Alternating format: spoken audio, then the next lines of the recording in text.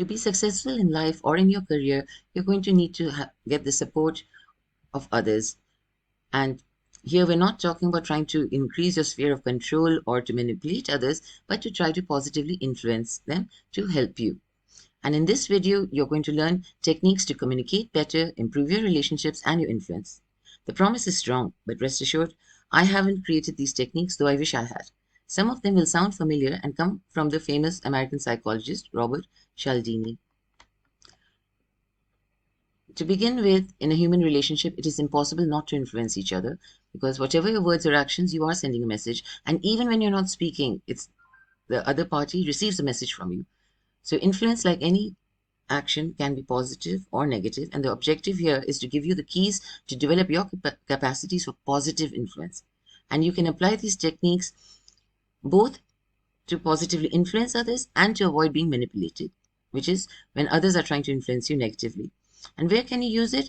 You can use it everywhere. You can use it in your private discussions with your spouse, with friends, discussions with your children, and especially in business meetings and situations. Now, what I would suggest is develop the art of persuasion. I've covered using persuasive skills in my post, How to Influence People with Authentic Persuasion, and here are 3 reasons to develop that skill. Firstly, it gives you a competitive edge in both your career and personal life. You're going to secure more business, keep your clients engaged, and get better results from your team. And more importantly, persuasion can propel you forward and bring you closer to your goals. A point to note is that some people are more persuasive than others, and not everyone is born with these skills. But the good news is that you can learn and master the art of persuasion through practice. So let us look at some ways. The first is reciprocity, which is also the first of Cialdini's 6 principles of persuasion. And here, basically, we feel obligated to give back what has been offered to us. And this is a universal principle. So when you want to influence others, don't hesitate to provide things of value for free. Because when you do this, you provoke the principle of reciprocity and your audience will feel obligated to give something back to you.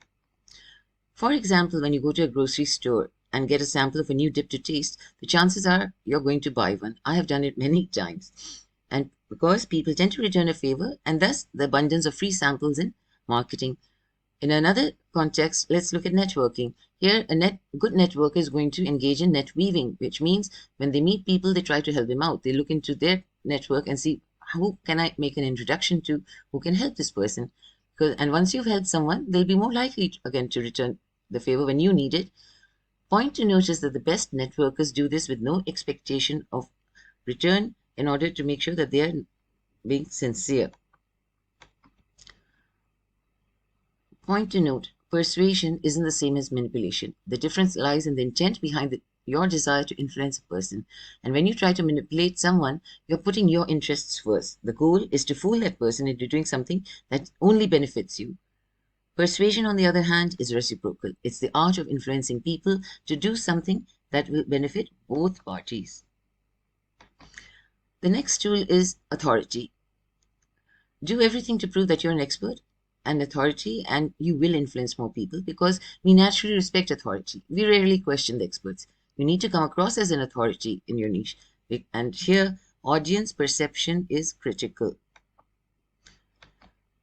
because people will tend to obey authority figures even if they are asked to perform objectionable acts. And here I'd like to bring up Cialdini's citing of the Milgram experiments, where people were asked to deliver lethal electric shocks, and the many atrocities committed by soldiers who said they were just following orders.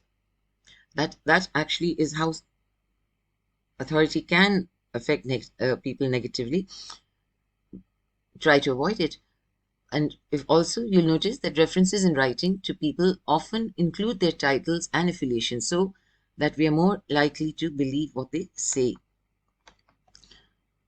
They're also essentially more likely to be persuaded by an authoritative figure. So when you're good at what you do or you possess strong leadership skills, it's easier to build trust. Again, now in a business context, let's say you're trying to convince someone to do business with you. It's one thing to speak about potential earnings in general, but another thing is to come up with case studies or success stories and official statistics. Talk about your experience in that area and showcase your best projects. That is how you're going to build trust and also how you're going to build authority. Another way is to develop your problem-solving skills, and your ability to identify and solve problems strengthens your persuasion skills. So listen to your team or business partners and try to determine what their pain points are. Next, you come up with a solution to their concerns and use the power of persuasion to entice them to take action. Remember, you cannot persuade someone who isn't interested in what you have to offer. That's why it's important to identify people's needs and tailor your message accordingly. And that is how you're going to influence them. From that, it also follows that you need to have strong communication skills, because no matter how great your ideas are, you won't be able to persuade anyone unless you can get your point across succinctly and effectively, and that requires strong communication skills. So listen to your team and clients, pay attention to their body language and facial expressions, and craft a message that addresses their needs.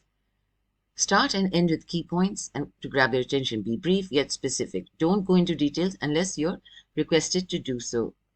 That way, you're going to be focusing on influencing them positively and making them understand that there's something in it for them too. People love to be heard. A lot comes down also to your ability to motivate others.